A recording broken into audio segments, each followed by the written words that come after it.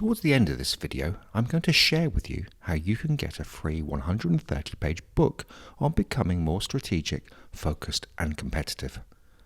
The book takes you through an 8-step strategic planning process that helps you create and articulate your winning strategy, set goals using the OKR framework, and create a launch event and form weekly execution rhythms that keep everyone on track. You should also check out the free Miro board that makes it easy to manage planning workshops. And when you're ready to bring your strategy to life and manage your growth in software, you should also check out Zocri. Zocri makes managing your strategy, OKRs, culture, and people easy, improving productivity and focus whilst reducing your execution risk. Hi, how are you? I wanted to give you an overview of the steps that we're asking you to go through as part of the process. So step 1 is about preparing to plan. This means that giving your teams clarity on what's going to be required of them, when, who's going to be involved, and even the spirit and the energy that you're going to require as they bring it. These are proactive sessions. We don't want any sort of destructive behaviors. So we help you prepare. We give you some email templates and some words that you might want to send around. We also give you some tips on what you might want to look out for as these workshops and these meetings are happening that will help you manage any behaviors that are undesirable, or the people that are quiet, that are not speaking up or being heard, and other things that are going to be really useful in getting the most out of these people and this talent that you've got within. Step 2 is where we sort of set the scene with the top of the planning stack. So this is really kind of the visionary stuff. And we borrowed Roger Martin's idea of winning aspiration here to replace mission and vision.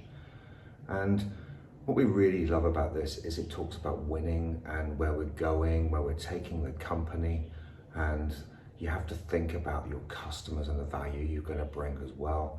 And strategy ultimately is about winning and being more competitive, and this is why that phrase is really powerful, and we also prefer it to mission and vision.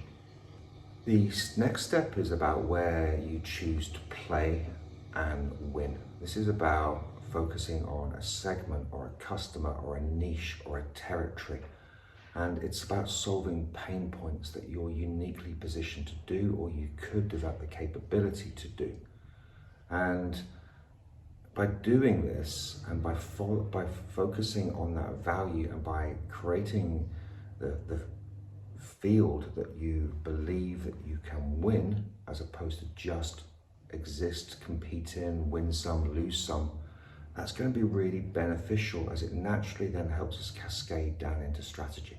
Step 4 leads on from that. It basically says, well, we've got this idea of a customer and the value and the pain points that we can solve.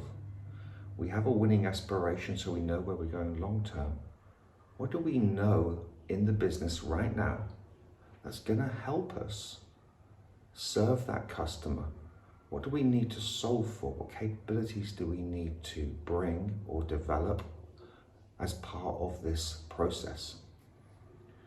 The focal point of these conversations are essentially on 2 boards. What are the issues that we need to solve, and what are the opportunities that we need to seize?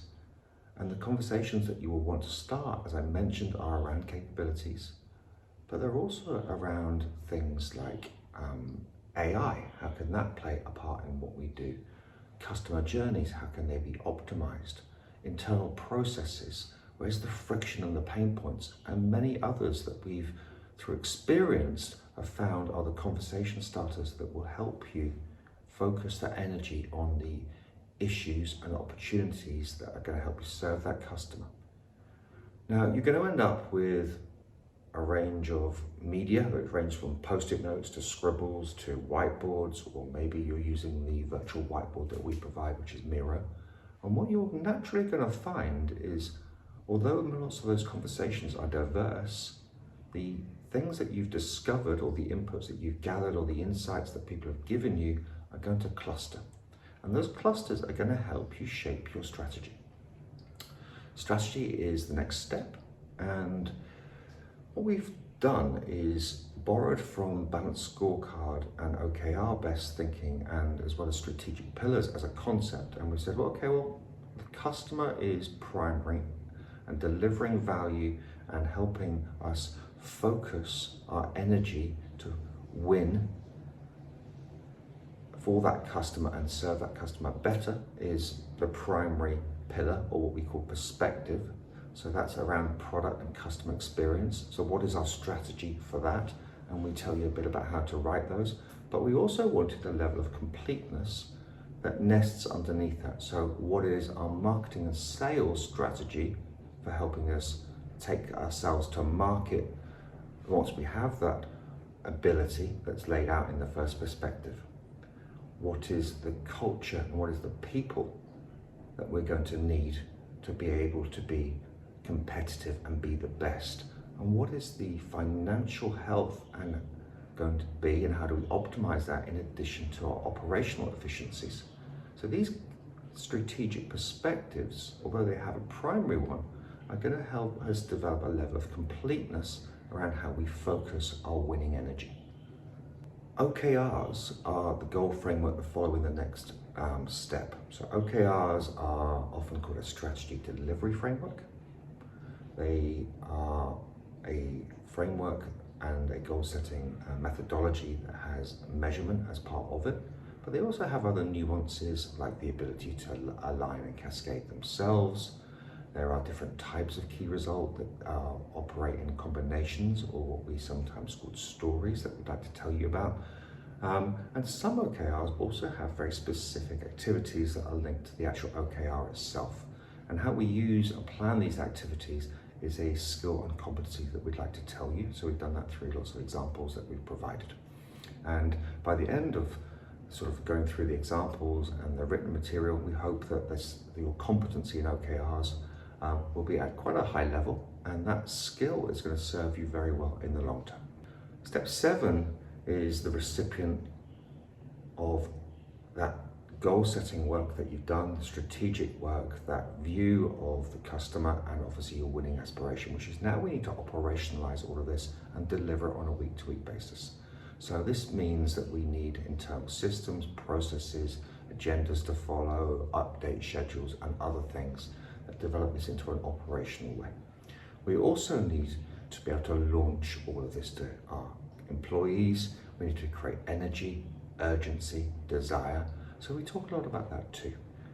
And at the end of this, if you would like our support, or even during this process, if you'd like us to facilitate these sessions, if you'd like us to help you with a particular step, or if you'd like clarification of anything, and if you would like us to then engage with you to bring our software on board that can bring all of this to life and make sure all of those updates are happening, agendas are being followed, hotspots and issues are being solved, and then every quarter we get into this rhythm and this cadence of setting these strategically aligned goals that then get delivered, we can do that as well. We'd love for you to see the software and how all this comes to life, but it's not essential. It's there as an optional extra. It's incredible software. It does its job incredibly well, but it is an option for you.